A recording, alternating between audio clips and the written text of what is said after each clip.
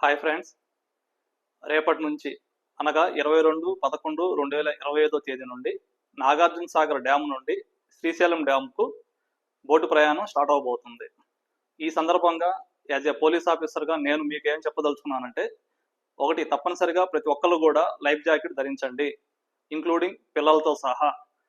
ఎందుకంటే ఆపద కాలంలో లైఫ్ జాకెటే మనల్ని కాపాడుతుంది. అలాగనే ఎవరు కేటాయించిన సీట్లలో వాళ్ళు అక్కడే కూర్చోండి.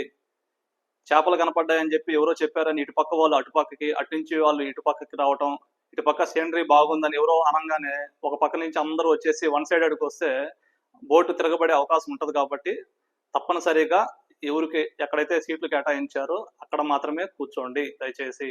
అలాగనే ప్రతి ఒక్కరు కూడా, మహిళలు, పెద్దలు అందరూ కూడా తప్పనిసరిగా లైఫ్ జాకెట్ ధరించండి.